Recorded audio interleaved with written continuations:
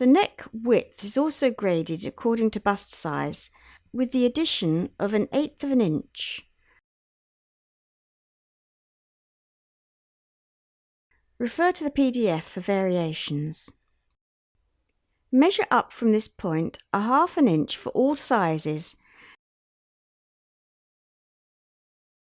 and add the label NP for neck point. Join MP and O with a nice curve for the back neckline.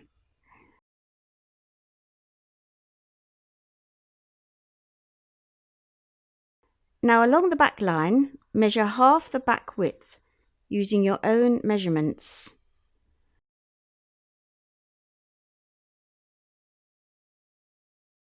Draw a vertical line through this point and up through the shoulder line and down through the bust line.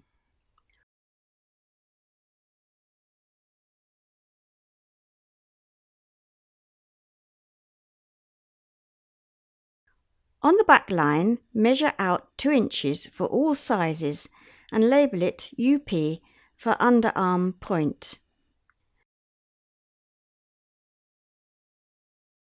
On the shoulder line, measure out 1/2 inch and label it SP for shoulder point. Now join NP to SP for the shoulder seam. You can check the shoulder seam length with your own measurement.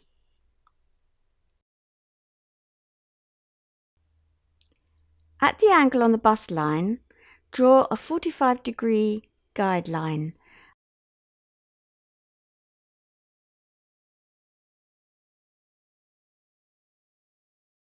And mark a point 1 1/4 inches to 1 1/2 inches along it. You can adjust this later if you need a more roomy armhole. We're going to draw the armhole curve, keeping it pretty flat at this point, passing through the back line.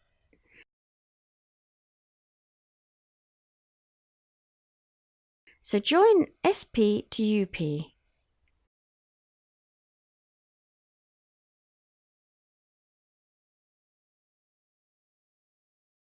The curve at UP will be quite shallow.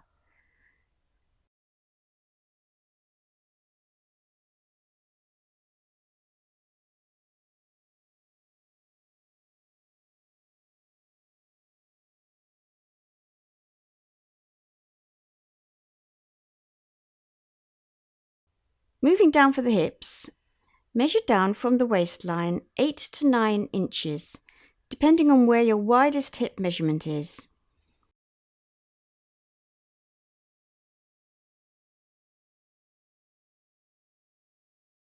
Take this line across to the centre front for the hip line.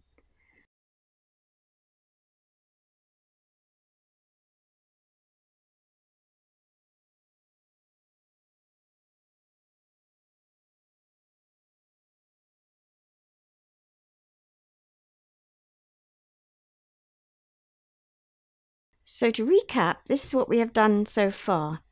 Centre back and centre front, bust, waist and hip lines, the back neck line, shoulder line and a cross back line.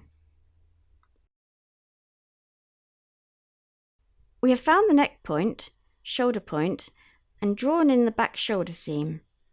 We have found the underarm point and drawn in the back armhole curve.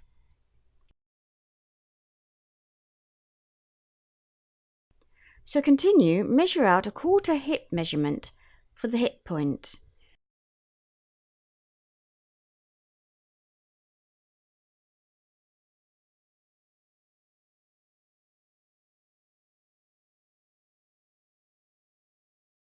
Draw a straight line from UP to HP.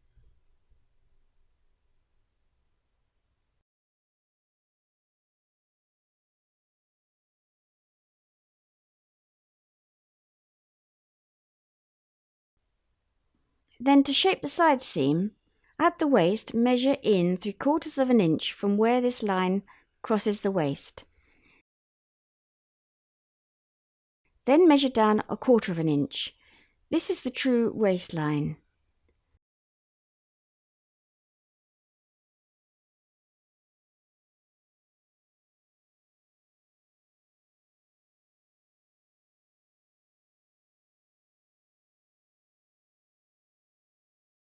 redraw the side seam.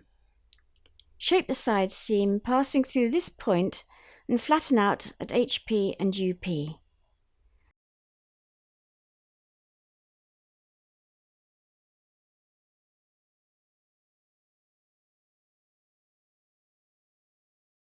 Now for the front bodice.